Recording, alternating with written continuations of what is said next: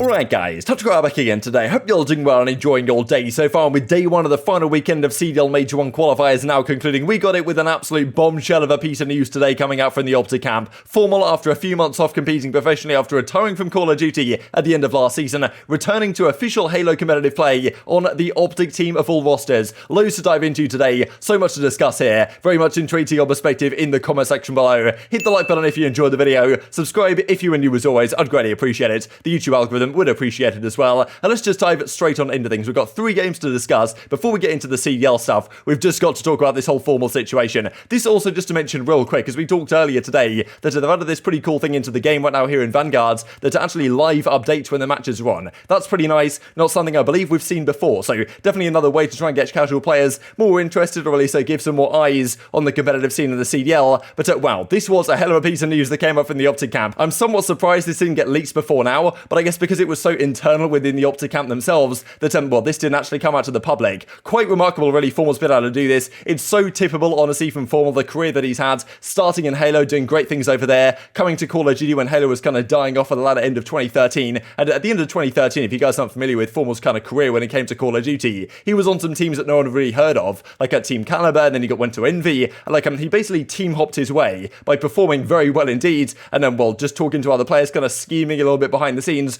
got himself onto other rosters, and within just a few months of coming to COD, he found himself on the OpTic gaming team right at the start of Advanced Warfare, and then of course went on to become the best AR player in the game for the next few years, and will become part of the dynasty that he helped create over the next few seasons. He then of course has a difficult time, the dynasty goes downhill, still was part of the OpTic team for another few years after that, goes to LG, and then comes back to OpTic, and then of course retires at the end of last season on OpTic Chicago. People were thinking, okay, what's going on with FormaL? He's going to the content creation side of things. FormaL's gone from Halo to OpTic Call of Duty, then to OpTic Chicago, then to content creatorship, and then when Halo dropped, he was like, okay, hang on a second, I might try and give this a go full time. He subs in for the Sentinels right at Raleigh, beats OpTic in that tournament to knock them out of the tournament, and well, he was obviously looking for an opportunity after Anaheim concluded last week to try and find a spot back on a team. I was wondering whether the OpTic guys would consider his services, but of course OpTic only placed top 2 at the last event. They lost to Cloud9 in the grand finals, and I thought, okay, because they placed second, they might wait a little bit, to make a change like this. But FormaL's up to his old tricks again, and I guess the OpTic were thinking, look, if we can't beat Cloud9, doesn't matter if we're second, we're not winning events, and if Cloud9 aren't going to be beaten with a current team with Priestahh in the squad, they're going to make some sort of move. That's the change they make. Priestahh out, FormaL in. This is quite the change, definitely a controversial one to some degree, because Priestahh, Halo legend, no doubt about it. I think some would say, and understandably so, probably a bit too inconsistent in the Slayers, for example, and aBeZy was kind of the other guy potentially on the chopping block if they were going to make a move. But wow, what a career FormaL's had,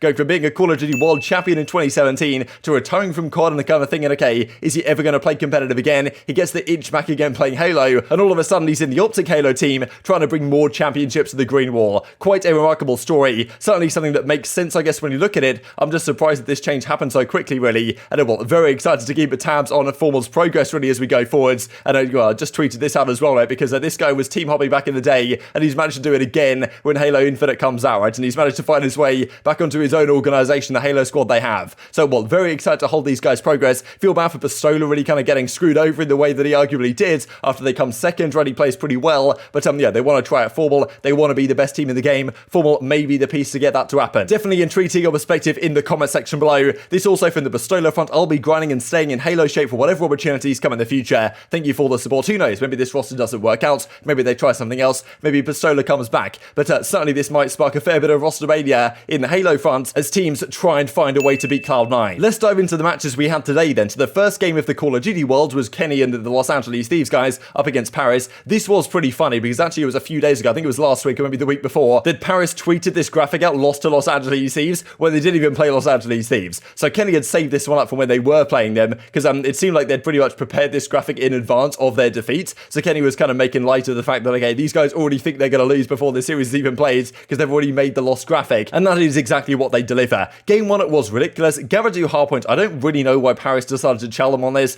You know full well you don't challenge Los Angeles Thieves or Guerrillas.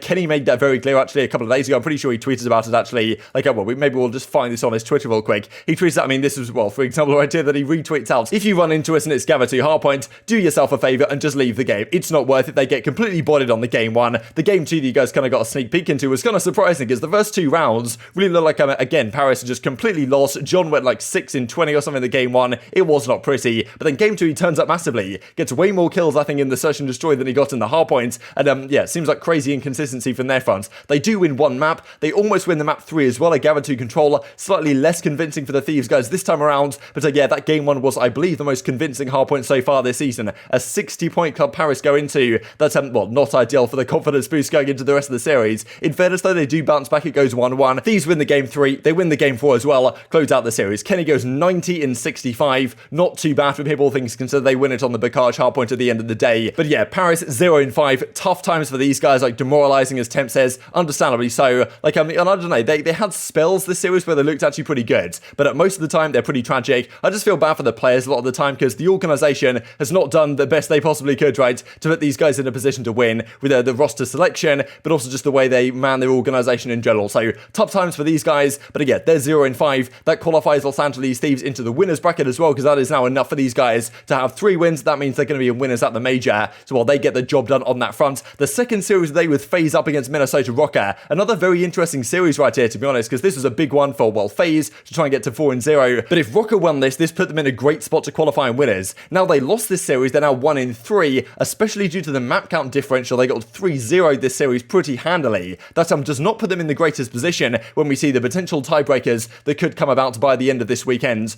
Game 1 was pretty comfortable for FaZe at the end of the day, and again, like, Minnesota just love losing a game 1. Like, if you want to bet on Minnesota losing a game 1, they're almost certain to deliver every single time. And I mean, yeah, FaZe win the game 2 as well. Very close fought Tuscan Search and Destroy. This is where Rokkr needed to bounce back. Like, when Rokkr go down 2-0, you feel like it's chalked because there's 2 respawns coming up. And yeah, I'm just not convinced this team of 4 is really going to work out in this game, at least on the top level that they were to some degree last year. Maybe they need to do something, right? They made a fair few changes last year before they found themselves a championship contending team. Maybe this year they'll go down a similar path, who really knows. Simp dominated this map, especially 14-4, one of the first real dominant performances we've seen out of him so far this year on a particular game. And then, well, the final control as well goes 3-0. Was a close fought affair on the final offense that Minnesota had almost got it done, but yeah, FaZe 3-0. Not pretty ready for the Rokkr guys. Statistically, Simp and Cellium dominate this series. Priestahh and Major Maniak combined -34. That's not ideal. And here we go then with the final series of the day. What a piece of entertainment this series brought to the timeline. Not just great Call of Duty, but great entertainment all things considered. Very controversial series, and we're going to certainly talk about this in more detail tomorrow, because there's a lot to say on this front, to be honest. The pros have certainly had a lot to say on this matter as well. But yes, the big discussion going into the series was, is Cammy actually going to play? Is he going to be back in business? Ultra confirming before the series, yes, Cammy is going to play full strength Ultra up against OpTic. Usually a very difficult team indeed to beat. OpTic did not have too much of an issue today. Game 1 at Bacage hardpoints, this is really where OpTic are going to shine. I think they played this series phenomenally, all things considered. They played the maps they're going to play really well on. Like, I mean, yeah, Bacage hardpoint is going to be perfect for these guys. Shotzzy was out of control this game 1. There may have been more than one reason for him being out of control. We'll discuss that here in just a couple of seconds. But, I mean, yes, this was a quite phenomenal performance really from all the guys on the OpTic team. Like, I mean, yeah, it came down to the wire. It's Bacage hardpoint. You know how it works. But OpTic generally get the better of the teams they play on this map. They move up 1-0. But this was noticed as the map started to get underway that Shotzzy had the F8 stabilizer on his SMG. That's an attachment which is GA'd right now. I'm pretty sure what it does is reduces your bloom, also increases your damage range to some degree.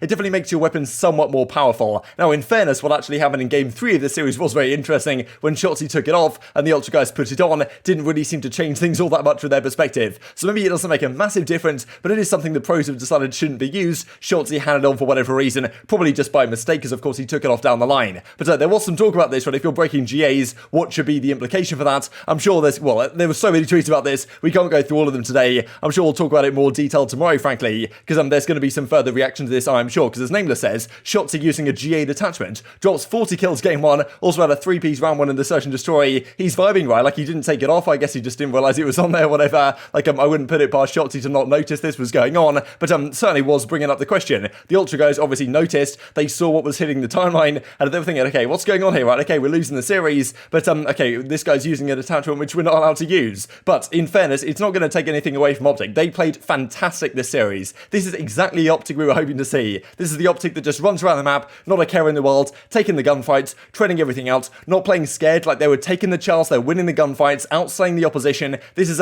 precisely the OpTic we expect to see going into this year. We expect to see them against Toronto, and the Toronto guys need to use their teamwork to beat OpTic. You'd expect on pure slaying, OpTic would be the stronger team, as indeed they were this series. So yeah, definitely don't want to take anything away from OpTic's performance here, because they played fantastic. Like, and if if they play like this, they're going to be one of the scariest teams in the entire game, as we well expected them to be. This series, they finally showed what they're made of, but obviously overshadowed by this whole situation, right? There was some more talk about it. Accuracy says, yes, this is a job for the G8 enforcers, slash an Accuracy here from back in the Esports Awards last season. Pretty funny video, honestly, that hits the timeline every so often. There's well, these guys certainly, I'm sure, will have some words to say on the matter. But well, they go into the search and destroy again. Dominant performance here from OpTic. This is where, again, this is what OpTic used to do. And like when they were the best team in the game, this is what they would do so consistently in the Dynasty days. Like the first few rounds, they'd be kind of traded back and forth. It would go 2-2, and then they would just pull away, right? They just dominate the next few rounds. And that's exactly what they do right here. They got up 3-2. Ely clutches a really nice 1v2 right here up against Insight and CleanX. Gets the first kill here onto Insight, kind of outplays CleanX, or at least hears him up top. And he has 1 HP at this point as well. Like I don't know how he didn't die there. But wins this round, goes 4v2, or goes up 4-2 in the map. And then I believe it's Dashy. Next round he wins a 1v1 on Insight to go up 5-2. And then they close out the final round as well. And well, that's job done for OpTic. 2-0 up in the series. And this series felt somewhat different to the previous one, because of course they went up 2-0 versus London,